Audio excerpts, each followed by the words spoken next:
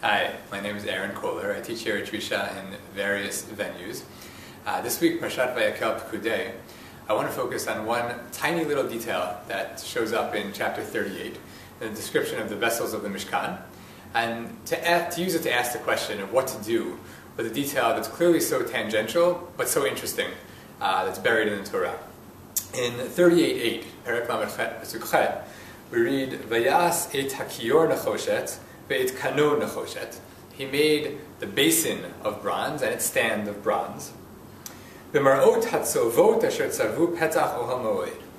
With the mirrors, apparently, of the women who used to serve at the entrance to the ohel moed, the entrance to the tent of meeting, to the Mishkan itself.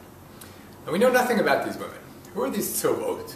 Now it's true that the Midrash tells us a story that these are not women who worked at the Mishkan, but an earlier story about women who had mirrors, who donated them who used them for an important cause.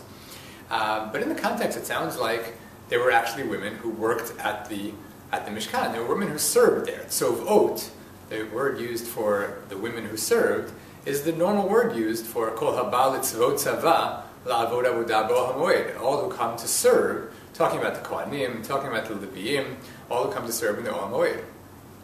Now, interestingly, these tzovot, these nashim tzovot, are mentioned one more time in Tanakh, not in the Torah at all, but all the way down to the beginning of the book of Samuel, the beginning of the book of Shmuel. You'll recall that the little child Shmuel is being brought up by the priest Eli. And Eli happens to have children; he has two sons, but these sons are not fit as heirs to the priesthood, because they're doing all sorts of inappropriate things.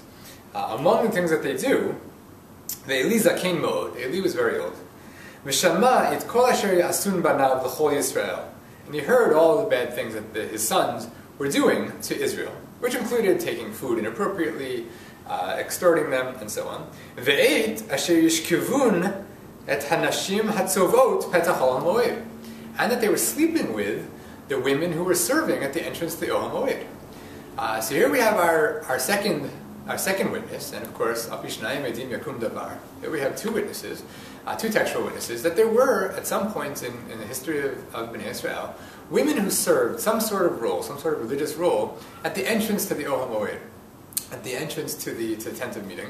We have no evidence for anything like this once there is a Beit HaMikdash in Yerushalayim. And so, when faced with this, I have a real dilemma, and I'd like to share that dilemma with you, and to encourage you to think about it, and perhaps to share your thoughts in some way. The dilemma is what to do with this fact. It's tempting, I think, to resurrect these women, so to speak. To say, well, look, here we have a role. We have the Nashim HaTzovot Petach Ohel Moed. It's true they're mentioned only a couple of times, but they existed. If we're looking for female participation in the religion of Israel in early times, here we have an example. Maybe it's not as full an example as we'd like. I don't know. We don't know very much about what they were doing. But at least there is some participation of the Nashim HaTzovot Petach Ohel Moed. On the other hand, I think we shouldn't be blind to the fact that we learn nothing good about the Nashim HaTzovot in Tanakh.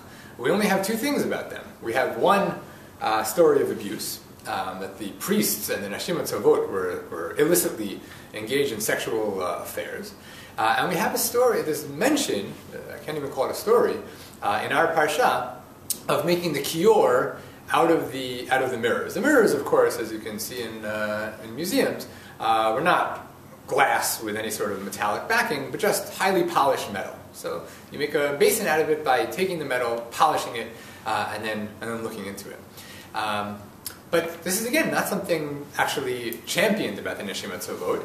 If anything, one might actually say that the Nashim HaTzovot have been usurped. We've taken their role and we've turned it into kiyor and almost fossilized the Nashim. Maybe you say, okay, the Nashim used to be here, now instead we took the mirrors and here there's a kiyor.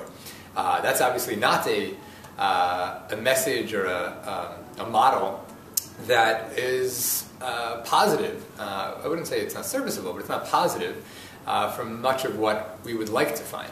But of course that doesn't make it illegitimate. Maybe that's something we have to grapple with. Maybe we have to grapple with the fact that in the history of Israelite religion there almost certainly were more female roles than are known from the Torah. But that the Torah and the other sacred texts that we have from biblical times. I wouldn't say quash these rules, but certainly minimize and try to move beyond these rules.